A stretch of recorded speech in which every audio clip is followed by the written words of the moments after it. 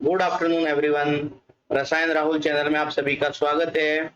आज हम class 9 science का lesson the fundamental unit of life का पार्ट 4 स्टार्ट करेंगे। तो बच्चों, ये पार्ट स्टार्ट करने से पहले आप मेरे चैनल को सब्सक्राइब कीजिए, जिससे मेरे चैनल को सपोर्ट मिल सके। चलिए हम स्टार्ट करते हैं पार्ट 4। देखिए, अब हम इस पार्ट में सेल ऑर्गेनेल्स के बारे में पढ़ेंगे। तो सेल जितने भी अपने फंक्शंस होते हैं वो एक्चुअल में सेल जो है वो अपने फंक्शन सेल ऑर्गेनेल के थ्रू परफॉर्म करती है। ठीक है, एक सेल अपने सारी फंक्शन सेल ऑर्गेनेल के थ्रू परफॉर्म करती है। तो सेल में बहुत सारे सेल ऑर्गेनेल्स होते हैं। एक है एंडोप्लाज्मिक रेटिकुलम, ये दो टाइप की होती है। एक होती है RER और SER, rough endoplasmic reticulum and smooth endoplasmic reticulum. दूसरा होता है गोल्जी बॉडी। ठीक है, तीसरा सेल ऑर्गेनेल होता है आपका लाइसोसोम। नेक्स्ट होता है आपका माइटोकॉन्ड्रिया। फिर आपका होता है आपका प्लास्टिड। ठीक है, इस तरीके से बहुत सारे सेल ऑर्गेनेल्स होते हैं। चलिए हम वन बाय वन पढ़ते हैं। स्टार्ट करते हैं एंडोप्लाज्मिक रेटिकुलम से। बच्चे, ये एंडोप्लाज्मिक रेटिकुलम जो होती है उसका एक पार्ट जो है वो आपका न्यूक्लियस से जुड़ा हुआ रहता है। ठीक है, तो ये एक पार्ट से न्यूक्लियस से जुड़ी रहती है एंडोप्लाज्मिक रेटिकुलम। दूसरी तरफ से ये एंडोप्लाज्मिक रेटिकुलम जो है वो प्लाज्मा मेम्ब्रेन से जुड़ी रहती है। ठीक है, इसका दूसरा पार्ट प्लाज्मा मेम्ब्रेन से जुड़ा रहता है। एंडोप्लाज्मिक रेटिकुलम तीन टाइप की होती है। तो सबसे पहली जो होती है उसको हम बोलते हैं सिस्टर्नी। ठीक है, दूसरी एंडोप्लाज्मिक रेटिकुलम होती है उसको हम बोलते हैं वेसिकल। तीसरी एंडोप्लाज्मिक रेटिकुलम होती है जिसको हम बोलते हैं ट्यूब्यूल्स। ठीक है बच्चा, अब सिस्टर्नी जो होती है ना वो इस तरीके से, सिस्टर्नी इस तरीके से होती है। ये सिस्टर्नी है। क्या है बच्चा? ये सिस्टर्नी है। इसके सरफेस पे आपको राइबोसोम मिलेंगे। ये राइबोसोम्स है। ठीक है, ओके। वेसिकल जो होती है वो इस तरीके से होती है। ये वेसिकल है। ये क्या है बच्चा? वेसिकल। इसका स्ट्रक्चर ऐसा होता है। ट्यूब्यूल्स का स्ट्रक्चर देखिए बच्चा, इस तरीके से ये ट्यूब्यूल्स होती है ना। ये ट्यूब्यूल्स जो है वो इस तरीके से होती है। तो ट्यूब्यूल्स जो है आपको दिखेगी ब्रांच शेप में भी ट्यूब्यूल्स नजर आएगी, अदरवाइज ये ब्रांच शेप में सिस्टर्नी और वेसिकल नहीं होती है। ट्यूब्यूल्स ब्रांच शेप में आपको नजर आती है। ठीक है, अब यहाँ पे हमने दो तरीके के एंडोप्लाज्मिक रेटिकुलम की बात करी थी। एक एंडोप्लाज्मिक रेटिकुलम मैंने बताया था आपको RER होती है, जिसको हम बोलते हैं रफ एंडोप्लाज्मिक रेटिकुलम। दूसरी होती है SER, जिसको बोलते हैं smooth endoplasmic reticulum. Rough endoplasmic reticulum की सरफेस पे राइबोसोम्स अटैच होते हैं। क्या होते हैं बच्चा? राइबोसोम। जैसे ये देखिए, अब ये रफ एंडोप्लाज्मिक रेटिकुलम क्या काम करती है? ये प्रोटीन सिंथेसिस करती है। स्मूथ एंडोप्लाज्मिक रेटिकुलम की सरफेस पे राइबोसोम नहीं होते, ये आपकी लिपिड सिंथेसिस करती है। क्या करती है बच्चा? लिपिड सिंथेसिस करती है। अब देखिए, इस फिगर से हम समझते हैं, ये आपका एंडोप्लाज्मिक रेटिकुलम है। ये पूरा का पूरा बच्चा आपका एंडोप्लाज्मिक रेटिकुलम है। ये आपका न्यूक्लियस है। ठीक है, इस न्यूक्लियस की सरफेस से ही एंडोप्लाज्मिक रेटिकुलम आपको नजर आ रही है। ये पूरी रफ एंडोप्लाज्मिक रेटिकुलम है। क्या है? RER है, क्योंकि इसके सरफेस पे आपको राइबोसोम नजर आएंगे। ये सारी राइबोसोम है, दिख रहे हैं ना बच्चा? ये सारी राइबोसोम है। ये सारी राइबोसोम है। ये प्रोटीन सिंथेसिस करते हैं। क्या करते हैं? प्रोटीन सिंथेसिस करते हैं। जब ये प्रोटीन सिंथेसिस कर लेते हैं तो इस एंडोप्लाज्मिक रेटिकुलम की ल्यूमेन में डाल देते हैं। एंडोप्लाज्मिक रेटिकुलम की ल्यूमेन में आ जाता है प्रोटीन। ठीक है, ओके। चलिए अब हम इनका फंक्शन देख लेते हैं कि क्या फंक्शन परफॉर्म करती है एंडोप्लाज्मिक रेटिकुलम, क्या फंक्शन परफॉर्म करती है। तो देखिए, सबसे पहले ये फंक्शन इसका है, ये सपोर्टिंग स्केलेटल फ्रेमवर्क बनाती है। क्या बनाती है?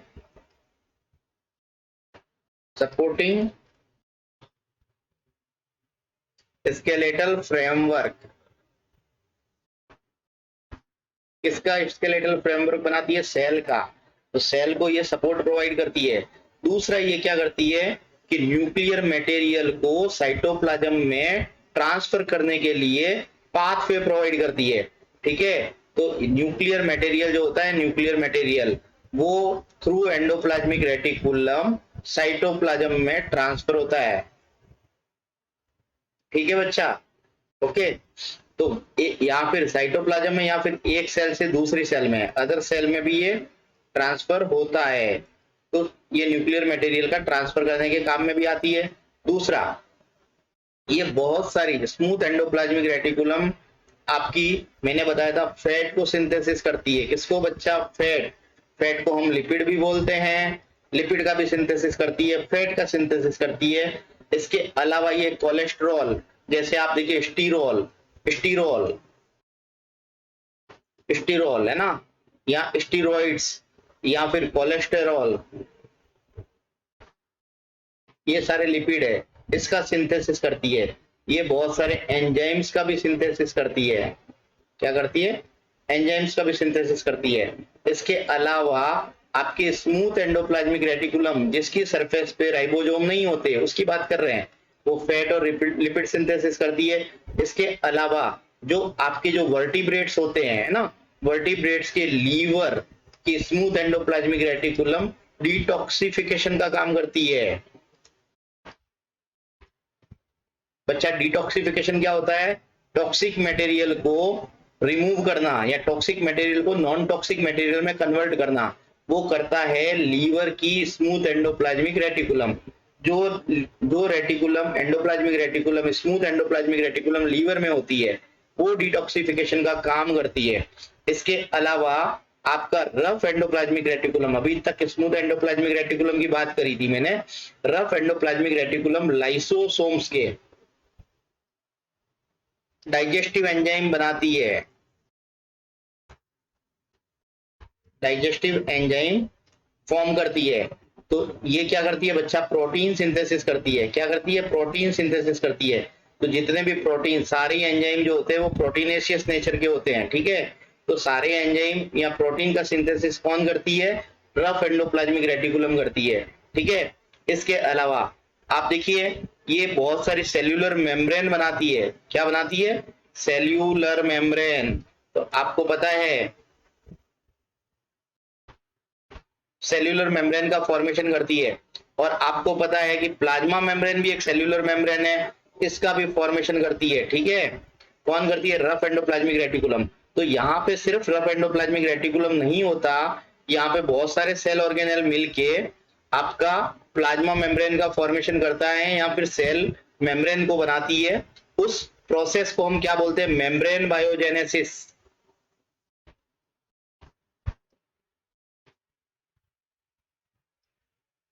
मेम्ब्रेन बायोजेनेसिस बोलते हैं। ठीक है, और जितने सेल ऑर्गेनेल इस मेम्ब्रेन बायोजेनेसिस को या मेम्ब्रेन के फॉर्मेशन में पार्टिसिपेट करते हैं, उन सबको हम एंडो मेम्ब्रेन सिस्टम बोलते हैं। क्या बोलते हैं बच्चा? Endo membrane system. ये सारे ही एंडो मेम्ब्रेन सिस्टम बनाते हैं। तो चलिए बच्चा देखते हैं कौन कौन से सेल ऑर्गेनेल काम करते हैं इसमें। रफ एंडोप्लाज्मिक रेटिकुलम, ये आपके मेम्ब्रेन बनाने में काम करती है। फिर आपकी स्मूथ एंडोप्लाज्मिक रेटिकुलम, ये भी आपकी काम करती है मेम्ब्रेन बनाने में। उसके बाद में है गोल्जी बॉडी। गोल्जी बॉडी काम करती है। इस गोल्जी बॉडी की क्या? Secretory vesicle.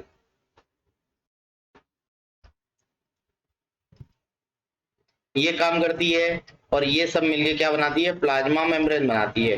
तो बच्चा, यहाँ पे एंडोप्लाज्मिक रेटिकुलम और गोल्जी बॉडी ये एंडो मेम्ब्रेन सिस्टम का पार्ट होता है ना। इसके अलावा देखिए, ये मेम्ब्रेन बनाने के काम में आता है। मेम्ब्रेन बायोजेनेसिस सारी मेम्ब्रेन बनाने में ये काम में आती है। ठीक है, इसके अलावा ये प्रोटीन का सिंथेसिस करती है। जब ये प्रोटीन का सिंथेसिस कर लेती है कौन? रफ एंडोप्लाज्मिक रेटिकुलम, तो उसको एक सेल से दूसरी सेल में डाल देती है, रिलीज कर देती है। It release protein from one cell to other cell. एक सेल से दूसरी सेल में ये रिलीज कर देती है। ठीक है, तो इन सारी प्रोटीन को जब रिलीज कर दी, इन सारी प्रोटीन को हम सिक्रेटरी प्रोटीन बोलते हैं। सिक्रेटरी प्रोटीन बोलते हैं। ठीक है, तो अब देखिए ये क्या क्या हो सकती है सिक्रेटरी प्रोटीन में। म्यूकस हो सकता है। क्या होता है बच्चा? म्यूकस। डाइजेस्टिव एंजाइम होते हैं, डाइजेस्टिव एंजाइम्स होते हैं, हॉर्मोन्स होते हैं, ठीक है। ये सारी चीजें कहां से सिंथेसिस होती है? रफ एंडोप्लाज्मिक रेटिकुलम से।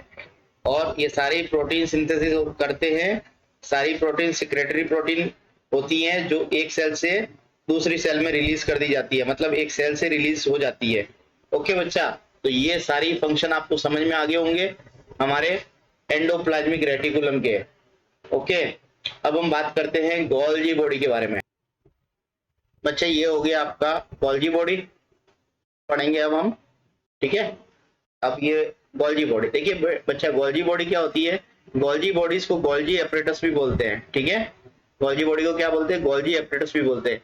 इसको सबसे पहले किसने डिस्कवर किया था? कैमिलो गोल्जी ने। कैमिलो गोल्जी, ये कैमिलो गोल्जी साइंटिस्ट था जिसने गोल्जी बॉडी को एक्चुअल में डिस्कवर किया।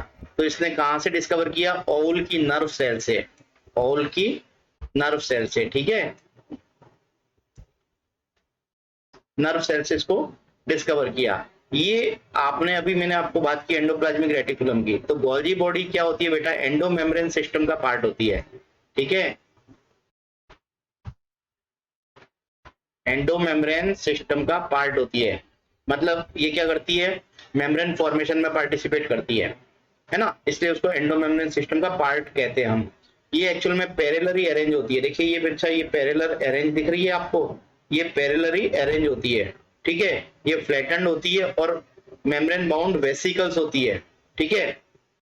ये सारे जो पैरेलरी अरेंज होती है ये फ्लैट होती है। कैसी होती है बच्चा? फ्लैट होती है। और इसमें मेम्ब्रेन बाउंड वेसिकल होती है, ठीक है। ये क्या होती है बच्चा? Membrane bound vesicles. ओके, अब देखिए गोल्जी बॉडी जो होती है वो प्लांट के अंदर क्या होती है? प्लांट में गोल्जी बॉडी स्कैटर्ड होती है। किसमें स्कैटर्ड होती है? साइटोप्लाज्म में। इसीलिए प्लांट की जो गोल्जी बॉडी होती है उसको हम क्या बोलते हैं? डिक्टियोसोम, डिक्टियोसोम्स भी बोलते हैं, ठीक है। अब वर्टिब्रेट की गोल्जी बॉडी जो होती है, जो वर्टिब्रेट्स के अंदर गोल्जी बॉडी होती है वो न्यूक्लियस के पास होती है। कहां होती है? न्यूक्लियस के पास होती है, और वो लोकेलाइट फॉर्म में होती है, लोकेलाइट होती है, ठीक है। और इनको हम गोल्जी एपरेटस या गोल्जी बॉडी बोलते हैं। देखिए गोल्जी बॉडी जो है उसमें जो स्टेक्स दिख रहे हैं आपको, ये सारे स्टेक्स जो है ना, ये देखिए वेसिकल्स मैं आपको एक्सप्लेन कर रहा हूं। तो यहाँ पे ये जो स्टेक्स दिख रहे हैं ये सारे क्या होती है बेटा? सिस्टर्नी होती है। क्या होती है? इन सबको स्टेक्स को सिस्टर्नी, यहाँ से वेसिकल में रिमूव कर देता हूं। ये सारे स्टेक्स जो फॉर्म करती है उनको क्या बोलते हैं बच्चा? सिस्टर्नी बोलते हैं, ठीक है। तो गोल्जी सिस्टर्नी जो होती है वो न्यूक्लियस के पास में अरेंज होती है, ठीक है। तो इसकी इसकी एक्चुअल में दो फेस होती है। एक तो न्यूक्लियस की तरफ होती है बच्चा, एक क्या होती है? न्यूक्लियस की तरफ होती है। मैं नेक्स्ट फिगर में आपको एक्सप्लेन कर रहा हूं। ये जो जो पार्ट न्यूक्लियस की तरफ होता है, ये देखिए ये पार्ट है ना, ये गोल्जी बॉडी का ये पार्ट न्यूक्लियस की तरफ है, ये पार्ट न्यूक्लियस से दूर है ना। तो जो पार्ट न्यूक्लियस की तरफ होता है उसको हम सिस फेस बोलते हैं। क्या बोलते हैं? Cis face. इसको हम फॉर्मिंग फेस भी बोलते हैं। क्या बोलते हैं? फॉर्मिंग फेस भी बोलते हैं, है ना। इसको हम क्या बोलते हैं? सिस फेस और फॉर्मिंग फेस। ये कैसा शेप का होता है? कॉन्वेक्स होता है, ठीक है। सिस फॉर्म कैसी होती है? कॉन्वेक्स होती है, शेप की होती है। दूसरे साइड की फेस, ये फेस न्यूक्लियस की तरफ होती है। दूसरी जो फेस होती है वो बच्चा आपकी होती है प्लाज्मा मेम्ब्रेन की तरफ। कहां होती है? प्लाज्मा मेम्ब्रेन की तरफ। इस फेस को हम बोलते हैं ट्रांसफेस। ये फेज जो है ना, ये वाली जो किस तरफ है? प्लाज्मा मेम्ब्रेन की तरफ है, इसको बोलते हैं ट्रांसफेस, या फिर इसको बोलते हैं मैच्योरिंग फेस। क्या बोलते हैं बच्चा? मैच्योरिंग फेस भी बोलते हैं, ठीक है। तो इसको सी फेस भी बोलते हैं, इसको एम फेस भी बोलते हैं। ओके ओके, अब हम बात करते हैं कि देखिए जहां पे ये सिस्टर्नी जो है, ये बीच में जो स्टेप जो दिख रहा है ये सिस्टर्नी है। ये जब मैच्योरिंग फेस की तरफ जाती है तो ये ब्रेकअप हो जाता है। इसका ब्रेकअप किस में होता है? ये वेसिकल में ब्रेक हो जाती है, ठीक है। और ये ब्रेक हो जाती है वैक्यूल में। किसमें? वैक्यूल में ब्रेक हो जाती है। ठीक है, तो ये सिस्टर्नी जो है इसके 3 पार्ट होते हैं, गोल्जी बॉडी के 3 पार्ट होते हैं, एक तो सिस्टर्नी, वेसिकल और वैक्यूल। सिस्टर्नी आपको बीच में जो स्टैक लाइक स्ट्रक्चर मिलेगा, ये स्टैक दिख रहे हैं आपको, ये सारी सिस्टर्नी है। और जब ये आपके मैच्योरिंग फेज की तरफ जा रहे हैं, आप ट्रांस फेज की तरफ जा रहे हैं, तो ये सिस्टर्नी ब्रेक होना स्टार्ट कर देती है वेसिकल में और वैक्यूल के अंदर। तो ये आपको ये वैक्यूल दिख रही है बच्चा, है ना, ये वेसिकल भी है और वैक्यूल भी यहाँ पे आपको नजर आ रही है ना। तो इस तरीके से वेसिकल मतलब कुछ ना कुछ उसमें आपका सब्सटेंस जो है वो फील्ड होता है। ओके, अब हम बात करते हैं इसके फंक्शन की। देखिए, ये एक्चुअल में इसका मेन फंक्शन जो है वो सिक्रीशन का है। क्या है बच्चा? Main function secretion. Main function क्या है इसका? सिक्रीशन का है। ओके, तो यहाँ पे मटेरियल जो है वो एंडोप्लाज्मिक रेटिकुलम के अंदर सिंथेसिस होते हैं। क्या होते हैं, कहाँ होते हैं? एंडोप्लाज्मिक रेटिकुलम में मटेरियल सिंथेसाइज होते हैं। एंडोप्लाज्मिक रेटिकुलम में कौन सिंथेसाइज करता है? ये राइबोसोम जो लगे रहते हैं ना रफ एंडोप्लाज्मिक रेटिकुलम पे, ये सारी rough endoplasmic reticulum material synthesize करते हैं, जो प्रोटीन की फॉर्म में होते हैं, एंजाइम की फॉर्म में होते हैं और हार्मोन की फॉर्म में होते हैं। ये सिंथेसाइज होने के बाद में ये इसकी ल्यूमेन में आ जाते हैं, एंडोप्लाज्मिक रेटिकुलम की ल्यूमेन में आ जाते हैं। ल्यूमेन से क्या हो जाते हैं? ये यहाँ से बडिंग ऑफ हो जाती है, यहाँ से, ठीक है, क्या हो जाती है बच्चा? यहाँ से डिस्पैच हो जाती है ना। तो एंडोप्लाज्मिक रेटिकुलम क्या करती है? इसको इसके डिस्पैच कर देती है यहाँ से। ये डिस्पैच होके कहाँ पे मिक्स मिल जाते हैं? इस सिस फेस से मिल जाते हैं। ठीक है, गोल्जी बॉडी की सिस फेस से ये वेसिकल जो है ये डिस्पैच होके यहाँ पे मिल जाती है। इससे यहाँ पे क्या होता है? ये इसके साथ फ्यूज हो जाती है, ये वेसिकल्स एंडोप्लाज्मिक रेटिकुलम। यहाँ से फ्यूज होने के बाद इसके अंदर फर्दर मॉडिफिकेशन होता है। क्या होता है बच्चा? फर्दर मॉडिफिकेशन होता है किसका? प्रोडक्ट का, जो इसमें है वो फर्दर मॉडिफिकेशन होने के बाद में यहाँ से इसका मैच्योरेशन होने लगता है। मॉडिफिकेशन मैच्योरेशन होने के बाद में फाइनली इससे जब सिस्टर्नी में मैच्योरेशन हो जाएगा, फिर वो वेसिकल और वैक्यूल की फॉर्म में फिर से टूट जाएगी। इसको हम बडिंग ऑफ बोलते हैं। क्या बोलते हैं? बडिंग। बच्चा यहाँ पे तो मेरा फोटो है, ये बडिंग ऑफ हो जाता है यहाँ से। ये जो दिख रहे हैं ना, ये सब बडिंग ऑफ हो जाता है यहाँ से। और यहाँ से जो है आपके जो मटेरियल पैकेज मतलब मटेरियल की पैकेजिंग होने के बाद में यहाँ से सेल के अंदर डिस्पैच हो जाएंगे या फिर दूसरी सेल के अंदर यहाँ पे चले जाएंगे ये। ठीक है, तो यहाँ पे क्या हो जाएगा बच्चा? ये आपका डिस्ट्रीब्यूट हो जाएंगे, है ना। किसमें? उसी सेल में भी डिस्ट्रीब्यूट हो सकते हैं और दूसरी सेल में जहां पे उसका जरूरत है। तो इस तरीके से सिक्रीशन का काम करती है। ठीक है, गोल्जी बॉडी क्या करती है बच्चा? एक तो स्टोरेज करती है। क्या करती है? स्टोरेज करती है। दूसरा मॉडिफिकेशन करती है, प्रोडक्ट का स्टोरेज भी करती है, मॉडिफिकेशन करती है और प्रोडक्ट की पैकेजिंग भी करती है। ठीक है, ये तीनों काम होते हैं इसके, स्टोरेज, मॉडिफिकेशन और पैकेजिंग। मैंने आपको यहाँ मॉडिफिकेशन बताया, एंडोप्लाज्मिक रेटिकुलम से जो भी आता है उसका यहाँ पे क्या होता है बच्चा? मॉडिफिकेशन होता है। ठीक है, और पैकेजिंग होती है। तो यहाँ पे मॉडिफिकेशन होने के बाद में ये आपका बडिंग ऑफ हो जाता है उसी सेल में या फिर दूसरी सेल में जहां पे इसकी रिक्वायरमेंट होती है। ठीक है, तो यहाँ पे देखिए ये क्या करता है बच्चा? एक मेन जो चीज है, ये शुगर जो होती है ना, शुगर का फॉर्मेशन होता है। शुगर का क्या कर देती है? कॉम्प्लेक्स शुगर में कन्वर्ट कर देती है। ठीक है, सिंपल शुगर को कॉम्प्लेक्स शुगर में कन्वर्ट कर देती है। इस प्रोसेस को हम बोलते हैं ग्लाइकोसाइलेशन। क्या बोलते हैं बच्चा? ग्लाइकोसाइलेशन कर देती है।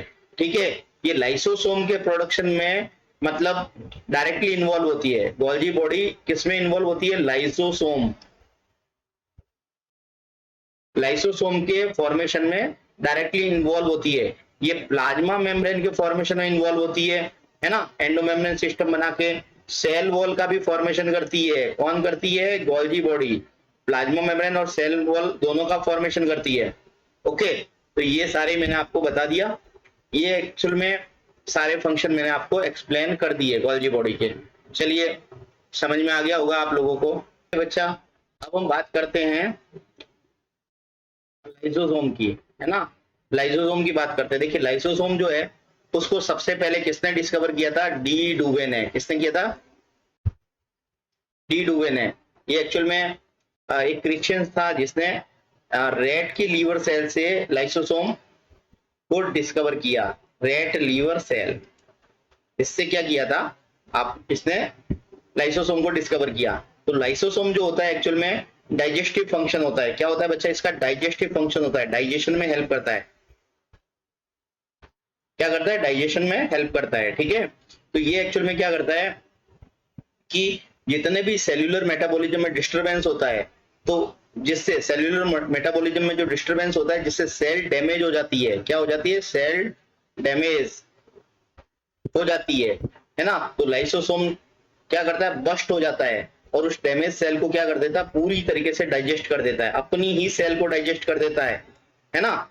उसलिए इसीलिए इसको लाइसोसोम को क्या बोलते हैं, सुसाइडल बैग बोलते हैं।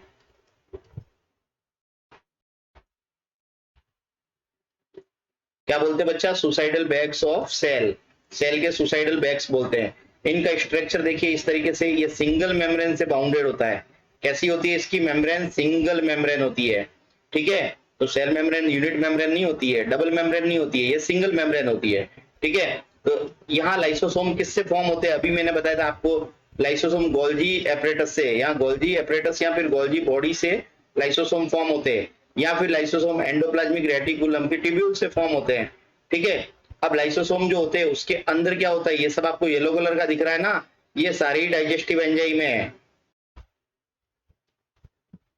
क्या होते हैं बच्चा, डाइजेस्टिव एंजाइम। तो सेल्यूलो इसका लाइसोसोम का फॉर्मेशन गोल्जी एपरेटस या गोल्जी बॉडी करती है, और उसके डाइजेस्टिव एंजाइम कौन बनाता है, एंडोप्लाज्मिक रेटिकुलम बनाती है। ये डाइजेस्टिव एंजाइम क्या करते हैं, इनको हम एसिड हाइड्रोलेजेस भी बोलते हैं, एसिड हाइड्रोलेजेस। क्या बोलते हैं, एसिड हाइड्रोलेजेस बोलते हैं। ये क्या करती है, जितने भी मैक्रोमोलिक्यूल्स होते हैं उन सबका डाइजेशन कर देती है। क्या करता है बच्चा, मैक्रोमोलिक्यूल, मैक्रोमोलिक्यूल का डाइजेशन कर देता है लाइसोसोम। ठीक है, तो देखिए मैक्रोमोलिक्यूल का डाइजेशन कैसे करता है। मैक्रोमोलिक्यूल कौन कौन होते हैं, न्यूक्लिक एसिड, ये न्यूक्लिक एसिड को क्या कर देता है बच्चा, इसमें जो एंजाइम होता है जिसका नाम है न्यूक्लियस,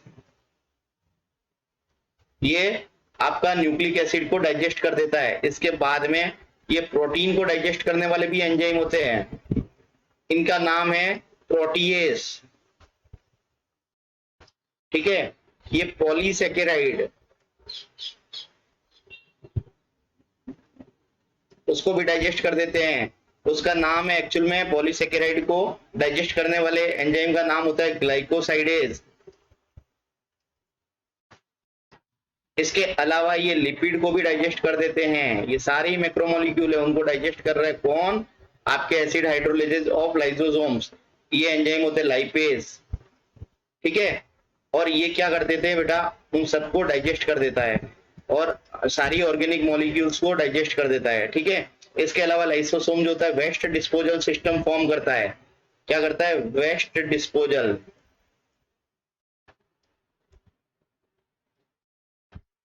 ये सेल का वेस्ट डिस्पोजल सिस्टम बनाता है। मतलब जो सेल डैमेज हो जाती है, सेल के अंदर क्या होता है, कुछ भी मतलब एरर आ जाते हैं जिससे सेल की मेटाबॉलिक एक्टिविटी मतलब डिस्टर्ब हो जाती है, उस सेल को पूरी तरीके से ये क्या कर देता है, डिस्ट्रॉय कर देता है। ठीक है, और इस तरीके से सेल के ऑर्गेनेल को भी ये मतलब एनगल्फ कर देता है, खा जाता है, मैक्रोमोलिक्यूल्स को एनगल्फ कर देता है। ठीक है, तो सेल को क्या कर देता है बच्चा, ये क्लीन करता है, सेल को क्लीन कर देता है। ठीक है, बाय डाइजेस्टिंग, है ना, तो ये डाइजेशन की इसकी कैपेसिटी होती है। तो सेल को डाइजेस्ट कर दे, सेल के अंदर जो फॉरेन मटेरियल आते हैं उसको, फॉरेन मटेरियल को भी डाइजेस्ट करके सेल को क्लीन कर देता है। ठीक है, उसको क्लीन कर देता है और ऑर्गेनेल को भी वॉर्न आउट कर देता है। क्या कर देता है, worn out of cell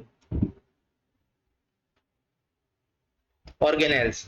okay, अब मैंने आपको बताया ये देखिए दो चार चीजें हैं, वेस्ट डिस्पोजल सिस्टम बनाता है, सेल को क्लीन करता है। ठीक है, फॉरेन मटेरियल को डाइजेस्ट करते हुए सेल ऑर्गेनेल को वॉर्न आउट कर देता है, मतलब साफ कर देता है ना। जब भी सेल ऑर्गेनेल में डिस्टरबेंस आता है, खराबी हो जाती है, सेल ऑर्गेनेल क्या होते हैं, मतलब उसमें जब भी कुछ प्रॉब्लम आती है तो उसको भी वॉर्न आउट कर देता है। इसके अलावा मैक्रोमोलिक्यूल्स का ब्रेकडाउन कर देता है और उन सबको भी क्या कर देता है, ये डाइजेस्ट कर देता है। ठीक है, तो ये सारे आपके फंक्शन हो गए लाइसोसोम्स के। अब हम बात करते हैं माइटोकॉन्ड्रिया की, इसकी देखिए अभी हम बात करते हैं माइटोकॉन्ड्रिया की, है ना। तो माइटोकॉन्ड्रिया ये हो गया।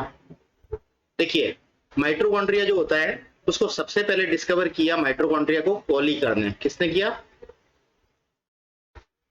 पॉलीकर ने, है ना। इसने इंसेक्ट की मसल सेल से इसको डिस्कवर किया, है ना, insects muscle cell, MUSCLA, muscle cell से डिस्कवर किया। लेकिन माइटोकॉन्ड्रिया नाम दिया बेंडा ने, एक साइंटिस्ट था बेंडा, उसने माइटोकॉन्ड्रिया नाम दिया। तो माइटोकॉन्ड्रिया जो होता है वो एक्चुअल में उसका फंक्शन क्या है? ये एरोबिक रेस्पिरेशन में पार्टिसिपेट करता है।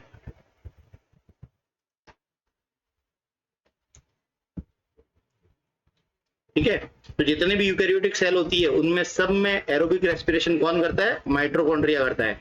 इसीलिए इसको हम power house of the cell बोलते हैं, power house of the cell बोलते हैं, क्योंकि ये एरोबिक रेस्पिरेशन से क्या करता है? एनर्जी जनरेट करता है। क्या करता है बच्चा? एनर्जी जनरेट करता है in the form of ATP। इसीलिए इसको हम क्या बोलते हैं? Power house of the cell. Mitochondria semi autonomous organelle है, सेमी ऑटोनोमस सेल ऑर्गेनेल है। सेमी ऑटोनोमस क्या होता है? सेमी ऑटोनोमस क्या होता है? ऑटोनोमस होता है जो अपने खुद का नियंत्रण खुद रखता है, ठीक है। लेकिन सेमी का मीनिंग होता है कि वो मतलब आधा अपना नियंत्रण रख सकता है। तो आधा नियंत्रण ये कैसे रखता है अपना, है ना? ये सेमी ऑटोनोमस इसलिए क्योंकि इसका अपना डीएनए होता है, इसके पास अपना डीएनए होता है, ठीक है। इसके पास में आरएनए भी होता है, आरएनए भी होता है इसके पास में राइबोसोम्स भी होते हैं। तो ये एक्चुअल में अपनी 50% प्रोटीन खुद बना लेता है ना, और 50% के लिए ये न्यूक्लियस पे डिपेंड रहता है। इसीलिए इसको हम सेमी ऑटोनोमस ऑर्गेनेल बोलते हैं। 50% प्रोटीन अपने डीएनए, आरएनए और राइबोसोम से बना लेता है, ठीक है। इसीलिए और 50% के लिए न्यूक्लियस पे डिपेंड रहता है, इसलिए उसको हम सेमी ऑटोनोमस सेल ऑर्गेनेल बोलते हैं। बाकी सारे ऑर्गेनेल जो होते हैं वो सेमी ऑटोनोमस नहीं होते हैं। वो एक प्लास्टिड को छोड़ दो, प्लास्टिड है ना, अभी उसके बारे में बात करेंगे। उसके अलावा सारे ऑर्गेनेल जो होते हैं वो अपने प्रोटीन के लिए या फिर, है ना, वो ऑटोनोमस सेमी ऑटोनोमस भी नहीं होते। वो क्या करते हैं? वो न्यूक्लियस पे डिपेंड रहते हैं, है ना। अब बात करते हैं माइटोकॉन्ड्रिया के बारे में। माइटोकॉन्ड्रिया का स्ट्रक्चर देख लेते हैं हम। माइटोकॉन्ड्रिया, ये देखिए, ये आपका माइटोकॉन्ड्रिया है। माइटोकॉन्ड्रिया एक यूनिट मेम्ब्रेन से बाउंडेड होता है। तो माइटोकॉन्ड्रिया की यूनिट मेम्ब्रेन मतलब यूनिट मेम्ब्रेन में दो मेम्ब्रेन होती है, एक तो आउटर मेम्ब्रेन, एक इनर मेम्ब्रेन, ठीक है। ये माइटोकॉन्ड्रिया की आउटर मेम्ब्रेन है और ये माइटोकॉन्ड्रिया की इनर मेम्ब्रेन। अब यहां से आपको समझ में नहीं आ रहा है, माइटोकॉन्ड्रिया की आउटर मेम्ब्रेन कंटिन्यूअस होती है। कैसी होती है? कंटिन्यूअस होती है, ठीक है। और इनर मेम्ब्रेन जो होती है ना, वो क्या करती है? अंदर की तरफ फोल्डेड होती है, इस तरीके से। इनर मेम्ब्रेन अंदर की तरफ फोल्डेड होती है, ठीक है, इस तरीके से। ये आपको यहाँ पे फोल्ड नजर आ रहा है, ये तो आउटर मेम्ब्रेन है माइटोकॉन्ड्रिया की, ये कंटिन्यूअस होती है। ये इनर मेम्ब्रेन है, ये फोल्डेड होती है ना। और ये फोल्डेड कहाँ होती है? इसमें जो अंदर जो फ्लूइड लाइक सब्सटेंस होता है उसको मैट्रिक्स बोलते हैं। क्या बोलते हैं? मैट्रिक्स। तो ये जो इनर मेम्ब्रेन होती है वो मैट्रिक्स की तरफ फोल्डेड होती है, ठीक है। इन दोनों मेम्ब्रेन के बीच में, आउटर और इनर मेम्ब्रेन के बीच का स्पेस होता है ना, उसको बोलते हैं इनर माइटोकॉन्ड्रियल स्पेस, या फिर इसको बोलते हैं इनर मेम्ब्रेन स्पेस। ये देखिए यहाँ पे लिखा है इनर मेम्ब्रेन स्पेस या इनर माइटोकॉन्ड्रियल स्पेस, ओके। और जो इनर मेम्ब्रेन ये डिसकंटिन्यूअस होती है। ये इनर मेम्ब्रेन क्या है बच्चों? ये डिसकंटिन्यूअस मेम्ब्रेन है। और ये जो फिंगर लाइक प्रोजेक्शन जो मैट्रिक्स की तरफ आपको दिख रहे हैं, इनको हम क्या बोलते हैं? क्रिस्टी। क्या बोलते हैं? क्रिस्टी या क्रिस्टा, क्रिस्टा। ये सारी फिंगर लाइक प्रोजेक्शन को हम क्या बोलते हैं? क्रिस्टा। इस क्रिस्टा की सरफेस पे आपके इस तरीके से पार्टिकल्स लगे होते हैं, है ना। इन सारे पार्टिकल्स को हम क्या बोलते हैं? ऑक्सीसोम्स। क्या बोलते हैं? ऑक्सीसोम्स, ठीक है। तो मैं यहाँ पे लिखता हूं ऑक्सीसोम्स। ये सारी पार्टिकल्स क्या है? Oxysome, okay. अब देखिए इस क्रिस्टी जो है, ये वाली जो फिंगर लाइक प्रोजेक्शन है, ये अंदर जो है वो सरफेस एरिया बढ़ा देती है। ये क्या करती है? ऐसा होने से सरफेस एरिया बढ़ जाता है। क्या हो जाता है? सरफेस एरिया बढ़ जाता है, ठीक है। जिससे क्या होता है? यहाँ पे सरफेस एरिया किस बात का बढ़ता है? एटीपी जनरेटिंग केमिकल रिएक्शन के लिए सरफेस एरिया बढ़ जाता है। मतलब ये इनर सरफेस जो है फिंगर लाइक प्रोजेक्शन क्रिस्टी, ये क्या करती है आपकी एटीपी सिंथेसिस करती है, तो एटीपी सिंथेसिस के लिए एरिया बढ़ जाता है। ठीक है, अब हम बात करते हैं तो एटीपी को क्या बोलते हैं बेटा, एटीपी को बोलते हैं energy currency of the cell, cell की ये एनर्जी करेंसी होती है। ठीक है, तो उसके लिए एरिया बढ़ जाता है। अब हम बात करते हैं कि ये मैट्रिक्स जो है इसमें इनका फंक्शन, हम इसका फंक्शन देख लेते हैं। मैंने यहाँ पे आपको ये चीज सब बता दी, अब फंक्शन देख लेते हैं। देखिए फंक्शन क्या है, सबसे पहला फंक्शन मैंने आपको बताया माइटोकॉन्ड्रिया का एरोबिक रेस्पिरेशन करना, एरोबिक रेस्पिरेशन करती है। ठीक है, माइटोकॉन्ड्रिया एरोबिक रेस्पिरेशन करती है, मतलब ये एनर्जी प्रोड्यूस करती है। माइटोकॉन्ड्रिया क्या करता है, एनर्जी प्रोड्यूस करता है। एनर्जी किस फॉर्म में प्रोड्यूस करता है, एटीपी। एटीपी को बोलते हैं एडिनोसिन ट्राइफॉस्फेट, क्या बोलते हैं, ADENOSINE, एडिनोसिन ट्राइफॉस्फेट। ये क्या होती है, energy currency of the cell होती है, मतलब ये आपकी एनर्जी होती है। ठीक है, अब दूसरा, ये माइटोकॉन्ड्रिया के अंदर डीएनए होता है, तो माइटोकॉन्ड्रिया अपना सेल्फ डुप्लीकेशन कर सकता है। क्या कर सकता है, सेल्फ डुप्लीकेशन कर सकता है। ठीक है, इसीलिए इसको हम क्या बोलते हैं, सेमी ऑटोनॉमस ऑर्गेनेल्स बोलते हैं। माइटोकॉन्ड्रिया कितनी एटीपी जनरेट करता है, 30 मॉलिक्यूल ऑफ एटीपी जनरेट करता है। कितने, 30 मॉलिक्यूल ऑफ एटीपी जनरेट करता है एरोबिक रेस्पिरेशन से, मतलब ये फूड का कंप्लीट ऑक्सीडेशन करता है ना। तो ग्लूकोज, देखिए ये ग्लूकोज जो है वो क्या होता है बच्चा, ग्लूकोज पायरुविक एसिड में कन्वर्ट हो जाता है। ये कहाँ होता है, इस प्रोसेस को हम बोलते हैं ग्लाइकोलाइसिस। क्या बोलते हैं, ग्लाइकोलाइसिस। ये होती है साइटोप्लाज्म में, अभी बताया था साइटोप्लाज्म में होता है ये ग्लाइकोलाइसिस। अब ये पायरुविक एसिड माइटोकॉन्ड्रिया में चला जाता है और माइटोकॉन्ड्रिया में इसका एरोबिक रेस्पिरेशन हो जाता है। ठीक है, और इस प्रोसेस को हम बोलते हैं क्रेब साइकिल, क्रेब साइकिल। और इस पायरुविक एसिड से कार्बन डाइऑक्साइड वाटर फॉर्म होती है और 36 एटीपी के मॉलिक्यूल जनरेट होते हैं। ठीक है, टोटल 36 एटीपी, और इससे पायरुविक एसिड से 30 एटीपी के मॉलिक्यूल बनते हैं। ये 30 और इस ग्लूकोज से टोटल 38 एटीपी मॉलिक्यूल आपके एक ग्लूकोज के ऑक्सीडेशन से मिलता है ना। अब आगे देखते हैं हम, देखिए अभी हम बात करते हैं प्लास्टिड की। किसकी बात करते हैं, प्लास्टिड की। तो ये आपका प्लास्टिड है, देखिए प्लास्टिड के बारे में हम बात करते हैं। देखिए प्लास्टिड जो है वो प्लास्टिड, देखिए प्लास्टिड नाम सबसे पहले किसने दिया था, हकेल ने दिया था, HECKEL। इस हिकेल ने क्या किया था, प्लास्टिड टर्म यूज की थी, है ना। ये भी आपके double membrane bounded cell organelle होते हैं। कैसे होते हैं, यूनिट मेम्ब्रेन से बाउंडेड सेल ऑर्गेनेल होते हैं, या फिर यूनिट मेम्ब्रेन या फिर double membrane bounded cell organelle होते हैं। ये भी सेमी ऑटोनॉमस ऑर्गेनेल होते हैं, सेमी ऑटोनॉमस ऑर्गेनेल्स होते हैं। कैसे होते हैं, सेमी ऑटोनॉमस। देखिए स्पेलिंग थोड़ा सा दिख नहीं रही है,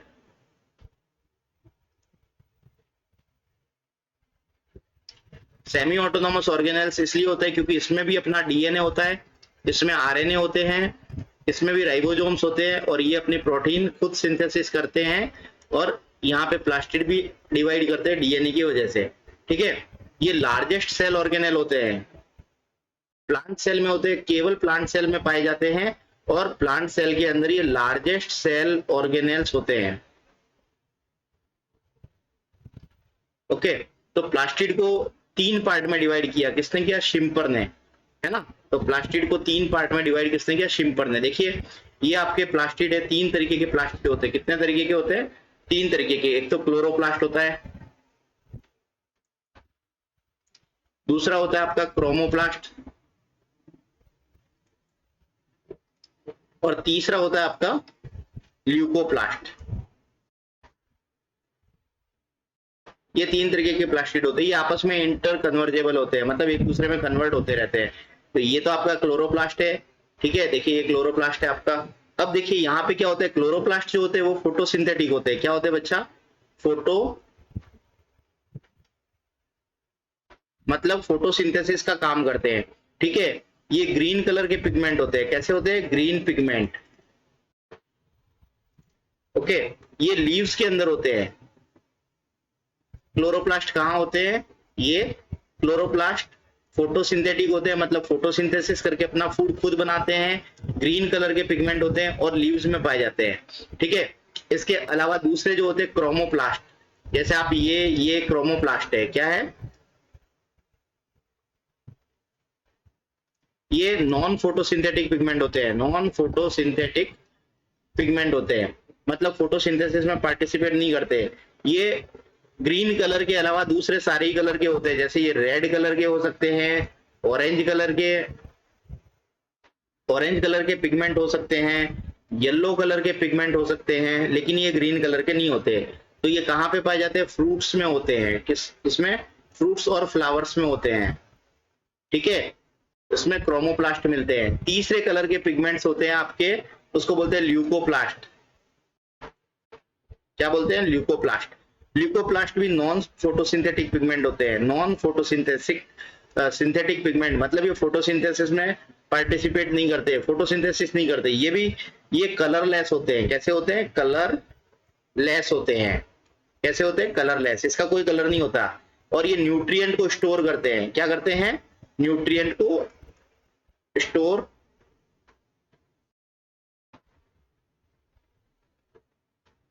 न्यूट्रिएंट्स आपको मेरे ओके ओके, अच्छा ये आपको नहीं दिखाई दे रहा है, तो न्यूट्रिएंट को स्टोर करते हैं। तो ये मेनली स्टोरेज ऑर्गन में मिलते हैं, जैसे ये रूट में मिलते हैं। ठीक है, प्लांट की रूट जो है एक्चुअल में क्या करती है? स्टोरेज ऑर्गन्स होती है ना, सीड्स होती है, ये सब क्या करते हैं?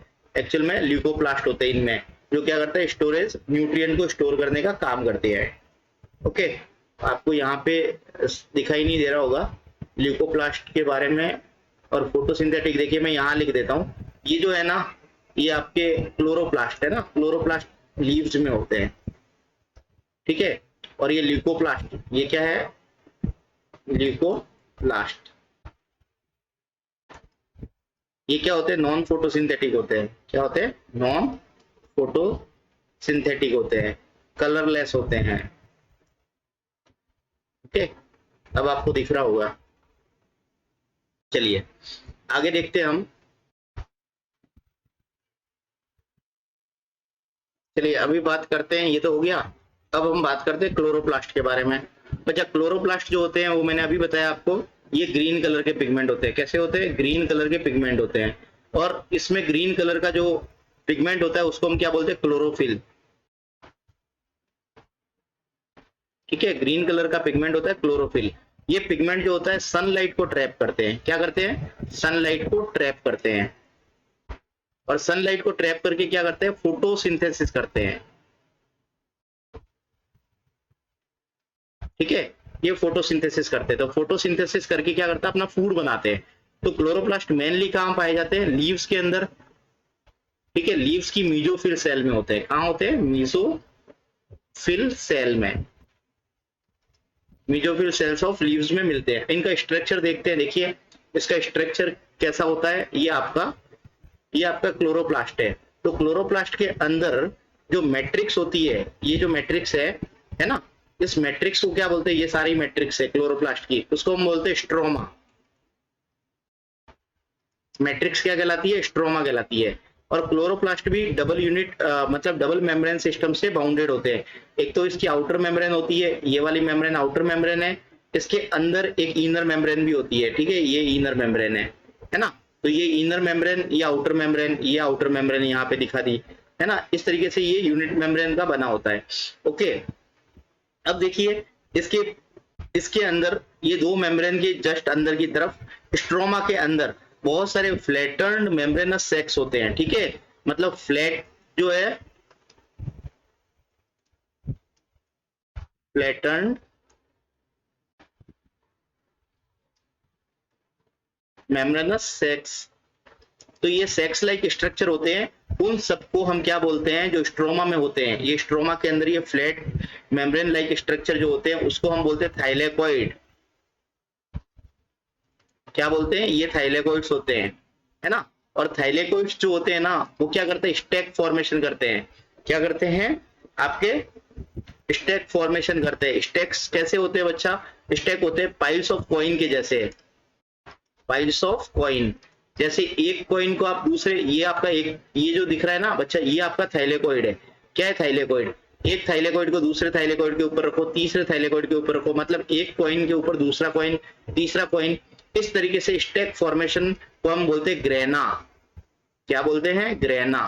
ठीक है, तो पाइल्स ऑफ कॉइन की तरफ होते हैं। तो ये आपको दिख रहा है ना, ये सारी एक जो है सिंगल थाइलेकोइड है, एक थाइलेकोइड के ऊपर दूसरा थाइलेकोइड रखा, उसके ऊपर एक और थाइलेकोइड रखा, फिर एक और रखा, इस तरीके से स्टैक्स ऑफ थाइलेकोइड को क्या बोलते हैं, हम ग्रेना बोलते हैं। ठीक है, ये ग्रेना आपस में भी जुड़े रहते हैं। देखिए ये एक ग्रेना दूसरे ग्रेना से जुड़े हुए हैं। ठीक है, तो यहाँ पे इसको हम बोलते हैं फ्रेट चैनल। क्या बोलते हैं, फ्रेट चैनल। तो इस फ्रेट चैनल, या फिर इसको बोलते हैं स्ट्रोमा लेमिली। क्या बोलते हैं, स्ट्रोमा लेमिली, इससे ये जुड़े रहते हैं। ठीक है, इस तरीके से ये एक दूसरे से जुड़े रहते हैं। ओके, अब यहाँ पे थाइलेकोइड पे क्या होता है, थाइलेकोइड पे क्लोरोफिल होते हैं। क्या होता है, क्लोरोफिल। क्लोरोफिल रेड कलर के पिगमेंट होता है ना। ये क्लोरोफिल क्या करता है, सनलाइट को ट्रैप करता है ना, ये सनलाइट को ट्रैप करता है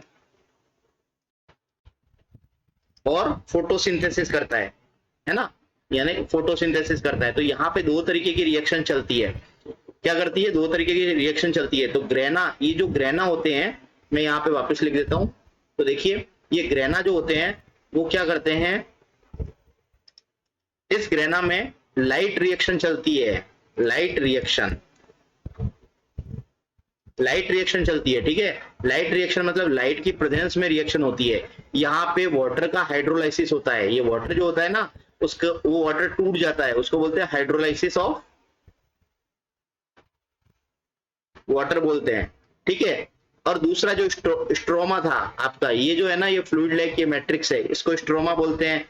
जो ये फ्लूइड लाइक मैट्रिक्स है, ये स्ट्रोमा है, ये सारा स्ट्रोमा है ना। इस स्ट्रोमा में क्या होता है आपका, ग्रेना में तो लाइट रिएक्शन होती है, स्ट्रोमा में डार्क रिएक्शन होती है। स्ट्रोमा में क्या होती है, डार्क रिएक्शन। इस रिएक्शन को हम बोलते हैं केल्विन साइकिल, इसको बोलते हैं केल्विन साइकिल। तो यहाँ पे प्लांट जो है वो ग्लूकोज का सिंथेसिस करता है, स्ट्रोमा में ग्लूकोज का सिंथेसिस होता है। ठीक है, थ्रू केल्विन साइकिल। तो प्लांट इस तरीके से अपना फूड बनाती है फोटोसिंथेसिस से। तो मैं यहाँ की रिएक्शन आपको पूरी लिख देता हूँ। तो देखो आपको ये रिएक्शन पता है ना, CO2 प्लस वाटर, है ना, कार्बन डाइऑक्साइड और वाटर से रिएक्शन होती है, क्लोरोफिल की प्रेजेंस में होती है, और सनलाइट की प्रेजेंस में क्लोरोफिल ये क्या करता है, कार्बन डाइऑक्साइड और वाटर से रिएक्ट करके ग्लूकोज फॉर्म करता है। क्लियर। तो इस तरीके से ग्लूकोज का फॉर्मेशन केल्विन साइकिल से कहाँ होता है, क्लोरोप्लास्ट में होता है। ये हो गया क्लोरोप्लास्ट। अब हम बात करते हैं वैक्यूल की। चलिए अब हम बात करते हैं, ये आपका प्लास्टिड हो गया है, क्लोरोप्लास्ट भी हो गया। अब हम बात करते हैं वैक्यूल की, है ना। क्या करते हैं, वैक्यूल। ये लास्ट आपका सेल ऑर्गेनेल है वैक्यूल। मतलब अब वैक्यूल के बारे में पढ़ते हैं। देखिए वैक्यूल जो होता है एक्चुअल में ये सेप फिल्ड वेसिकल होती है। क्या होती है, सेप फिल्ड वेसिकल। ठीक है, ये कहाँ होती है, ये साइटोप्लाज्म में होती है। वैक्यूल कहाँ होती है, साइटोप्लाज्म में होती है। वैक्यूल का काम क्या है, ये एक्चुअल में सॉलिड और लिक्विड का स्टोरेज करता है। ठीक है, सॉलिड मटेरियल और लिक्विड मटेरियल का स्टोर करता है वैक्यूल, है ना।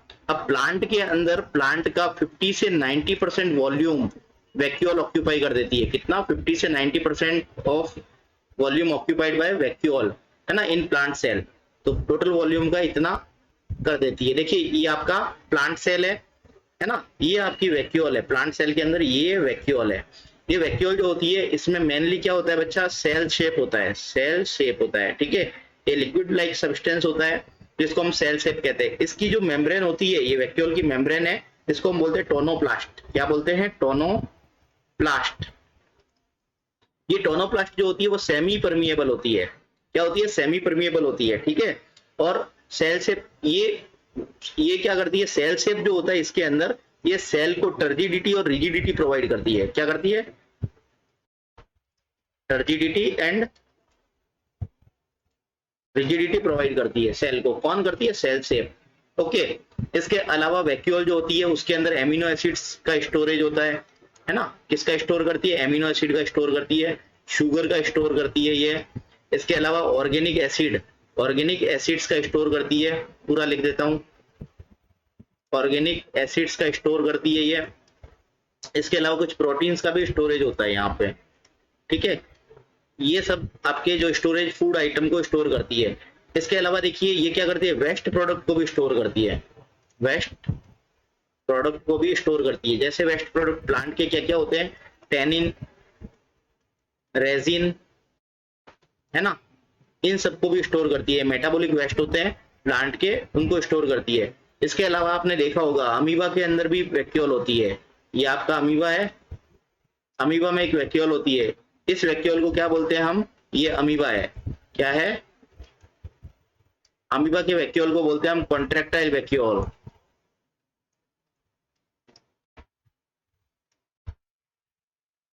ये वैक्यूल ऑस्मो रेगुलेशन का काम करती है। ऑस्मो रेगुलेशन क्या होता है बच्चा? ऑस्मो रेगुलेशन होता है आपका मतलब जैसे आपका जो किडनी काम करती है ना, वही काम इसकी वैक्यूल करती है, ठीक है। तो किडनी का काम क्या होता है कि आपका जो वाटर का बैलेंस बना के रखता है, आपका सॉल्ट का बैलेंस बना के रखता है, वही काम इसकी वैक्यूल का होता है, वही काम इसकी वैक्यूल का होता है। देखिए जैसे ऑस्मो रेगुलेशन मतलब सॉल्ट बैलेंस हो गया, है ना, बॉडी के अंदर आपका कैसे करता है ये? जैसे आपको पता है अमीबा जो है एक्चुअल में वाटर में रहता है, तो कंटिन्यूसली जो वाटर में रहता है ये एक्चुअल में एक्वेटिक ऑर्गेनिज्म है। वाटर इसकी बॉडी में एंटर करता रहता है, कंटिन्यूसली वाटर एंटर करता है अमीबा की बॉडी में। तो कॉन्ट्रैक्टाइल वैक्यूल क्या करती है? अब जब बॉडी के अंदर ये एक्चुअल में अमीबा क्या है? आपका एनिमल है, तो कंटिन्यूसली वाटर एंटर करता जाएगा, तो ये एक टाइम के बाद में ये क्या होगा? बस्ट हो जाएगा अमीबा, है ना, वाटर अंदर चला जाएगा तो बस्ट हो जाएगा। लेकिन ये कॉन्ट्रैक्टाइल वैक्यूल क्या करती है? उस वाटर को वाटर से फील्ड हो जाती है, मतलब वाटर को अपने अंदर ले लेती है, ठीक है। और वाटर से लेने के बाद में जब ये पूरी तरीके से भर जाती है तो ये फिर से कहाँ चली जाती है? आपकी प्लाज्मा मेम्ब्रेन की तरफ, और वहां जाके ये क्या कर देती है? आपका वाटर बाहर एक्सपेल कर देती है, ठीक है। इस तरीके से अमीबा की जो मैक्सिमम एनर्जी होती है वो आपका ऑस्मो रेगुलेशन में काम में आती है, मतलब मैक्सिमम एनर्जी इस वाटर के बैलेंस करने के काम में आती है, ठीक है। तो इस तरीके से ये क्या करता है? ऑस्मो रेगुलेशन का काम करता है। जैसे हमारी किडनी जो काम करती है वैसा का वैसा काम यहाँ पे कॉन्ट्रैक्टाइल वैक्यूल अमीबा में करती है, ठीक है। तो आज के लिए इतना ही। बच्चों आपको मेरा वीडियो अच्छा लगा हो तो प्लीज मेरे चैनल को लाइक कीजिए, मेरे वीडियोस को लाइक कीजिए और चैनल को सब्सक्राइब करके मेरे चैनल को सपोर्ट कीजिए। Thank you.